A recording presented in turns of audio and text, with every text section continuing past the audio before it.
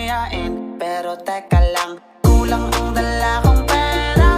Ano kaya ang pwedeng bilhin ng 50